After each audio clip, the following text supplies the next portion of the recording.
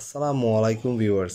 আজকের এই ভিডিওতে আমি আপনাদের সাথে ওয়াইফাই রাউটারের একটি ইন্টারেস্টিং বিষয় নিয়ে আলোচনা করব। আপনারা যারা আপনাদের ওয়াইফাই রাউটার নিজেরাই কনফিগার করে থাকেন তারা খুব সহজে আইডিয়া করে ফেলতে পারবেন যে ডিএসসিপি সার্ভারটা কোথায় আপনাদের। যেখানে আপনাদের ডিএসসিপি সার্ভার আছে সেখানে আপনারা একটু লক্ষ্য করে দেখেন আপনাদের যে ডিএসসিপি আইপি রেঞ্জটা দেওয়া আছে সেটা কত।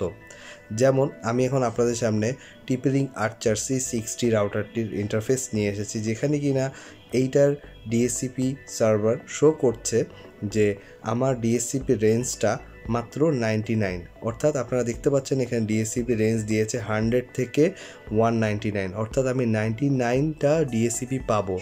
আমার ইউজার যদি 99 হয় সেক্ষেত্রে কিন্তু সর্বোচ্চ 99টাই ডিএসসিপি দিবে, এরপরে কিন্তু সে আর ডিএসসিপি থ্রো করবে না। সো ভিউয়ার্স, আর একটু যদি সহজ করে বলি, আপনাদের 254টা ডিএসসিপি পাওয়ার কথা, সেখানে আপনারা পাচ্ছেন অনলি 99 ডিএসসিপি। এছাড়াও আপনাদের কারো রাউটার হয়তো এর থেকে একটু বেশি আছে, কিন্তু দেখবেন আপনারা সম্পূর্ণটা কিন্তু কোনো জায়গায় দেওয়া নেই। আপনারা দেখবেন একটা রেঞ্জের মধ্যে আমাদেরকে আটকে রেখেছে টিপলিং। এছাড়াও আপনারা 84064-এ যে দেখবেন আপনারা সেখানে ডিএসসিপি পাচ্ছেন বাই ডিফল্ট 149। সো এইভাবে একটা কিন্তু রেঞ্জকে সেট করে দেওয়া হয়েছে। সো এটা কিন্তু এমনি করেনি টিপলিংক, এটা বা যে কোনো রাউটার কোম্পানি এটা কিন্তু এমনি করেনি। এটা একটা কজ আছে, সেটা হচ্ছে যে আপনাদের রাউটারের কিন্তু অ্যাট এ টাইম যে ইউজারদের কানেক্ট করে সেটার একটা লিমিটেশন আছে। এটা হয়তো আপনারা অনেকে শুনেছেন, আবার অনেকে হয়তো জানেন। সেটা হচ্ছে যে আমাদের যে রাউটারগুলো আমরা ইউজ করি এটার একটা লিমিটেশন আছে। এই লিমিটেশনটা কোনো রাউটার অনেক বেশি, কোনো রাউটার অনেক কম। এটা সম্পূর্ণভাবে ডিপেন্ড করবে রাউটারের কোয়ালিটির উপর এবং রাউটারের যে প্রসেসিং পাওয়ার আছে সেটার উপর।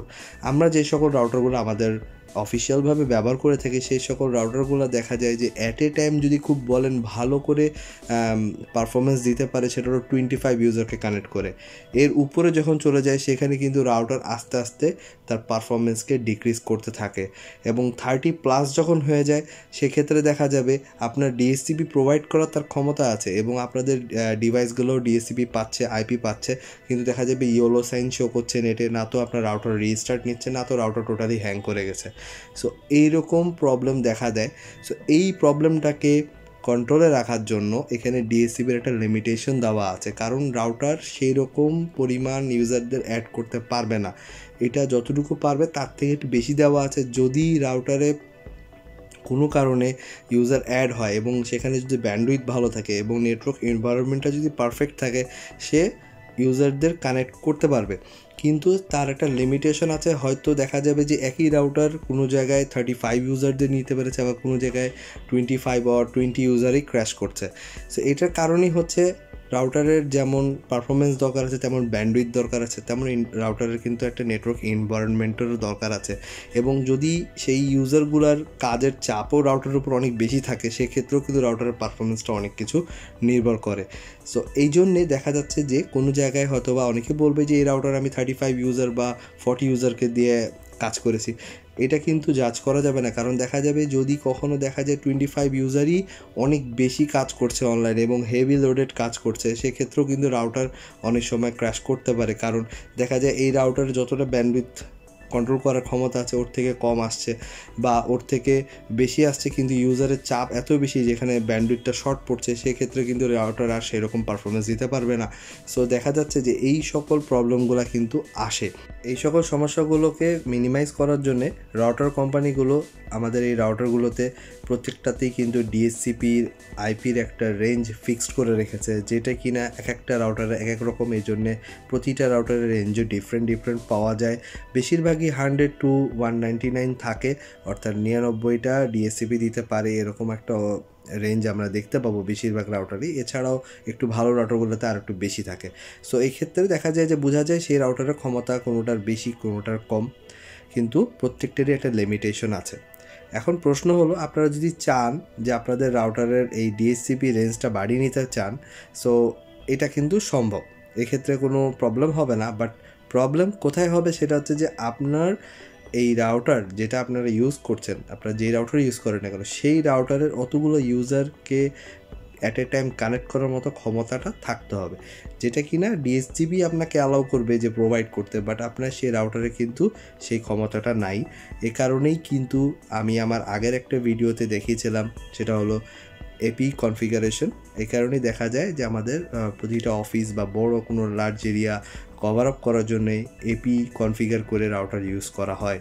আপনারা যারা এপি কনফিগার করতে ইন্টারেস্টেড তারা আপনারা আমার ওই ভিডিওটি দেখতে পারেন। যেমন আমি আপনাদেরকে দেখাচ্ছি, এখন আমি আইপি রেঞ্জটাকে চেঞ্জ করে ফেলছি এবং 2 থেকে 254 দিয়ে দিলাম, কারণ 1 হলো গেটওয়ে আর 255 হলো ব্রডকাস্ট।